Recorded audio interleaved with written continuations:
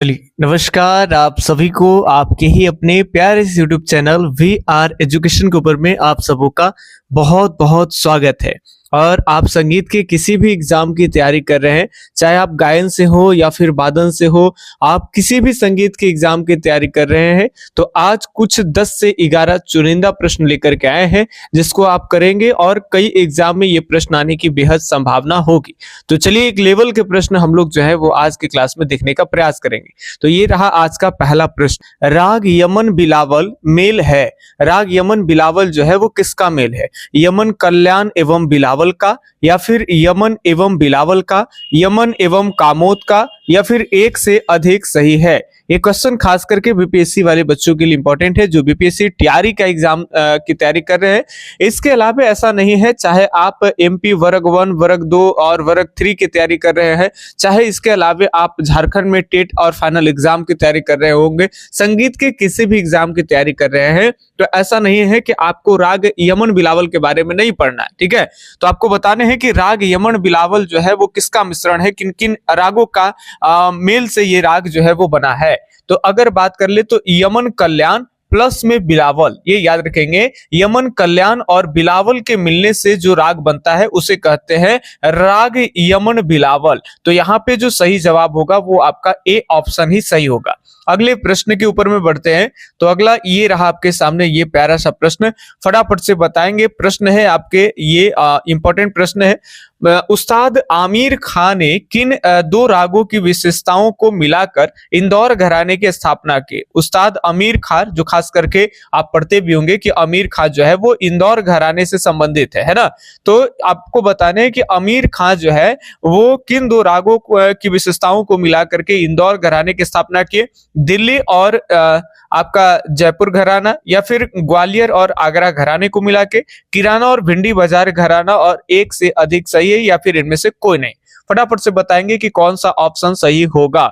फिलहाल सही जवाब की अगर हम बात कर लेंगे तो किराना और भिंडी बाजार जो है आपके, ये दोनों घरानों को मिला कर करके, माने दोनों घरानों की जो अच्छी अच्छी विशेषता, ऐसा नहीं है कि दोनों को मिक्स करके किराना घराना नहीं है कि भिंडी बाजार घराना, ये भिंडी बाजार भी है किराना भी। आप अब्दुल करीम खां पढ़ते हो, किराना घराने के बहुत पॉपुलर व्यक्ति, आप भिंडी बाजार घराने से बहुत पॉपुलर लता मंगेशकर को ही बात कर ले भिंडी बाजार के, तो ऐसा नहीं कि दोनों घराना है, नहीं, दोनों के जो घराने की जो अच्छी अच्छी विशेषता है उनको लेकर करके और एक घराने बनाए गए जिसे इंदौर घराने कहते हैं। इंदौर घराने की जो विशेषताएं हैं वो कहीं ना कहीं किराना और भिंडी बाजार घराने से मेल खाती है। तो सही जवाब यहाँ पे सी ऑप्शन एकदम सही हो जाएंगे। ध्यान से सुनेंगे, सारे इंपॉर्टेंट प्रश्न है, आप आराम आराम से देखेंगे इन प्रश्नों के ऊपर में।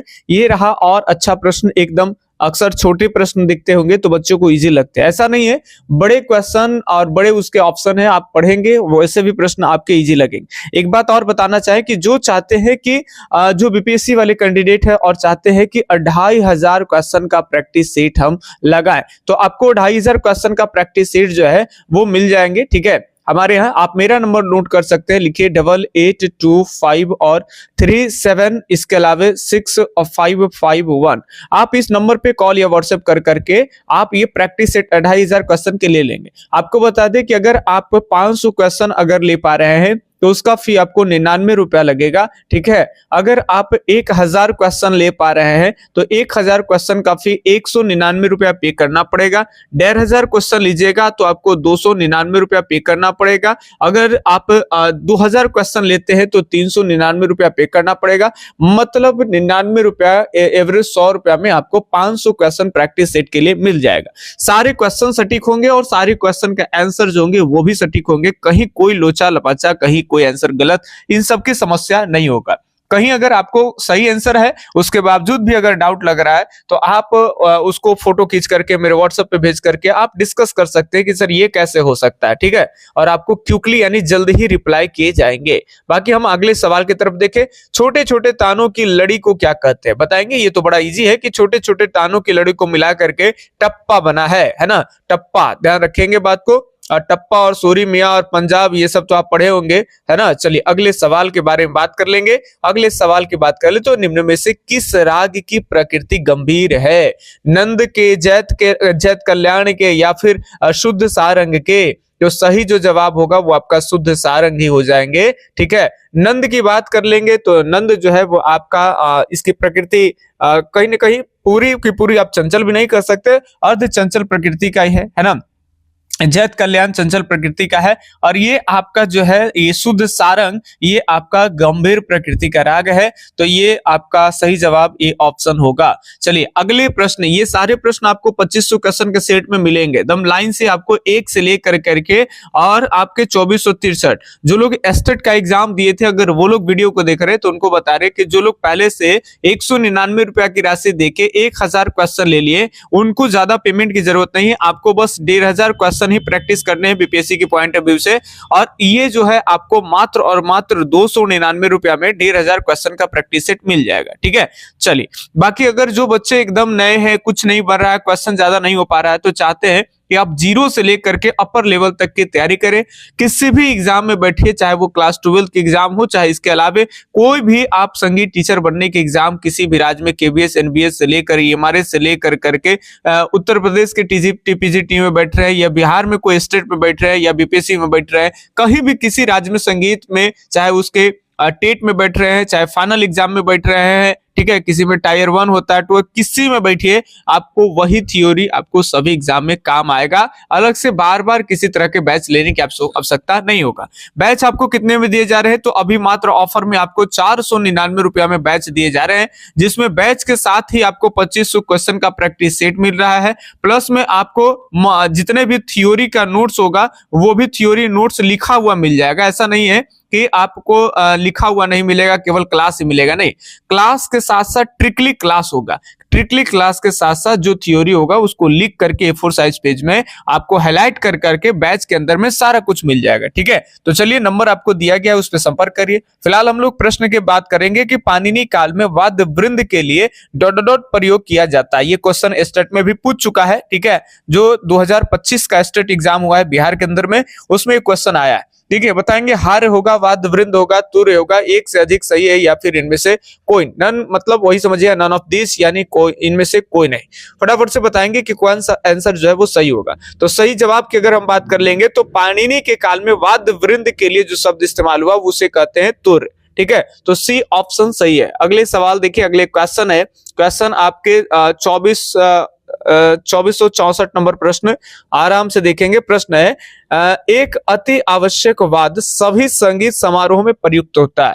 एक ऐसा वाद्य भाई जो बहुत आवश्यक है और सभी में प्रयोग होता है, क्या वो सारंगी हो सकता है, तानपुरा हो सकता है, हारमोनियम होगा, एक से अधिक सही है, इनमें से कोई नहीं। फटाफट से बताएंगे। तो जो सभी आपके एक ऐसा आवश्यक बात भी हो जो सभी संगीत समारोह में प्रयोग में आ जाए, उसे कहते हैं तानपुरा। क्या कहेंगे? तानपुरा। तो ये आपके बी ऑप्शन जो है वो सही है। चलिए अगले सवाल देखिए, 2465 नंबर। ये रहा आपके सामने 2465 नंबर सवाल। ख्याल प्रस्तुतिकरण में राग आलाप कब प्रस्तुत किया जाता है? जब आप ख्याल का गायन करते हैं, ये आपका ऐसे ख्याल होगा। ठीक है, तो ख्याल की प्रस्तुति करते हैं आप, तो उसमें आलाप जो है वो कब प्रस्तुत आप करते हैं? क्या अंत में, गायन के अंत में, ठीक है, या फिर आपके बीच बीच में, मध्य में, या प्रारंभ तथा मध्य में? तो बिल्कुल अगर आप इसमें सही जवाब आप पहले चूज कर लीजिए। देखिए, ख्याल आप प्रस्तुत करते हैं तो एक तो गायकी के प्रारंभ में आलाप का इस्तेमाल होता है, इसके अलावा गायकी के बीच में आपका जब आप प्रस्तुत करते हैं तो बीच बीच में भी आपका आलाप की प्रस्तुति होती है। जो सी ऑप्शन सही होगा, प्रारंभ तथा मध्य में। ठीक है, अगले सवाल की बात कर ले तो अगला सवाल बहुत इंपॉर्टेंट सवाल यह है आपके लिए। सवाल है कि ध्रुपद गीत में प्रायः मतलब हमेशा गाया जाता है, ध्रुपद गीत में क्या गाया जाता है? श्रृंगार रस के गीत गाते हैं या फिर भक्ति गीत गाते हैं, होली गाते हैं, एक से अधिक या इनमें से कोई नहीं? बताएंगे, फटाफट से बताएंगे। धमार की बात करें तो धमार में तो होली गाया जाता है। फाइनली अगर देखें ध्रुपद गीत में तो आपके भक्ति गीत ही प्रयोग किए जाते हैं ध्रुपद गीत में, है ना। और इसमें आपका कौन ताल का प्रयोग होता है ध्रुपद में, ये भी इंपॉर्टेंट है। तो आप सब जानते हो कि 4 ताल यानी चौताल का इस्तेमाल ध्रुपद गायकी में, गायन में होता है।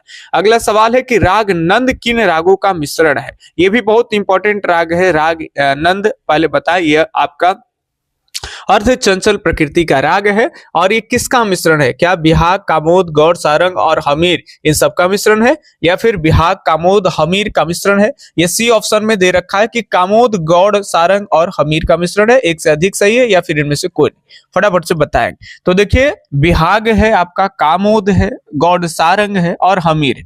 इन चारों के ये मिश्रण से जो राग बनता है उसे कहते हैं नंद, और ये आपका अर्ध चंचल प्रकृति का राग है। ठीक है, तो ये आपका ये ऑप्शन सही है। और ये नीचे नोट में हमने दे रखा है सेट में, है ना, कि इसे आनंद आनंद या फिर आनंदी कल्याण भी कहते हैं। किसे कहते हैं भाई? तो नंद को ही आनंद या आनंदी कल्याण भी कहते हैं ना। और ये अर्ध चंचल प्रकृति का राग है। बाकी इसके आंसर शीट जब देंगे तो आंसर में आपको उससे मिलता जुलता और बहुत सारे चीजें जानने के लिए मिलेगा कि आंसर शीट में केवल आंसर नहीं रहेगा, कुछ डिस्क्रिप्शन टाइप के भी चीजें रहेंगे। बताएंगे कि मल्लिका एक गजल किसको कहा जाता है? मल्लिका एक गजल, है ना, गजल की मल्लिका किसे कहते हैं? लता मंगेशकर को, गंगूबाई हंगल को, गिरिजा देवी को, बेगम अख्तर को। बेगम अख्तर को कहते हैं मल्लिका एक गजल, याद रखेंगे तो डी ऑप्शन सही हो जाएगा।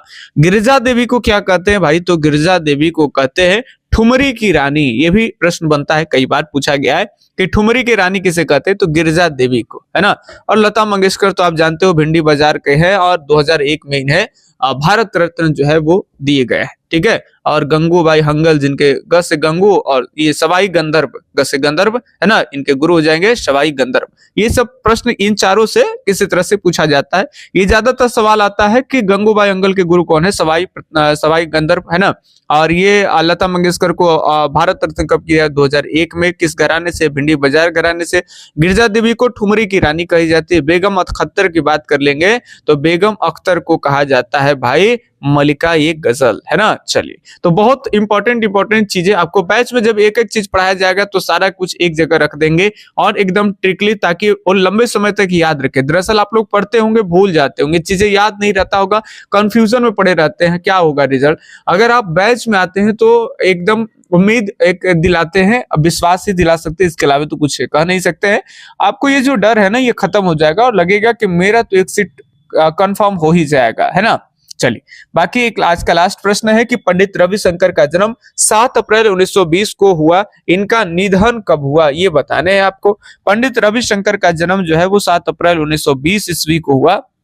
1919 में जालियांवाला बाग हुआ, उसके बाद के समय की बातें है ना। बहुत बड़े संगीतज्ञों में रविशंकर का नाम आता है। अलाउद्दीन खां के ये दामाद है और उनके अलाउद्दीन खां की जो बेटी है उनसे ये विवाह किए थे। चलिए, तो इनका मृत्यु कब होता है भाई? निधन कब होता है? तो अगर निधन की बात कर लेंगे तो 2012 में तो वे है, लेकिन 2012 में दो आपके ऑप्शन है। तो सही जवाब 11 दिसंबर 2012, याद रखना है आपको, 11 दिसंबर 2012 में पंडित रविशंकर के निधन हो गया। तो ये आज के सीरीज में 11 प्रश्न हम आपको कराए। सीरीज कैसा लगता है कमेंट करके जरूर बताएं। किन्हीं को अगर प्रैक्टिस सेट लेना है या संगीत से जुड़े आपको कोई बढ़िया वाला कोर्स लेना है जो ज्यादा पैसे के नहीं हो, अक्सर बहुत सारे लोग 2000 2500 में कोर्स बेचते हैं और वहां सीधे सीधे बातें आपको लिखा दिए जाते हैं। कभी ये बैच में आपको ये चीजें पढ़ाएंगे तो फिर आपको ये चीज छोड़ देंगे, दूसरा बैच में आपको वहीं पे झिल पिलाएंगे, नया नया कुछ चीज दे देंगे। आपको लगेगा कि ये बैच लिए थे 2500 का, 2000 का, इसमें तो नहीं पढ़ा है। आप ये लेने के बाद भी ये ले लेंगे, ऐसा हमारे यहाँ नहीं होता। हमारे यहाँ आपको एक ही बैच जीवन में संगीत का लेना है, इसके बाद कभी कोई बैच नहीं लेना है।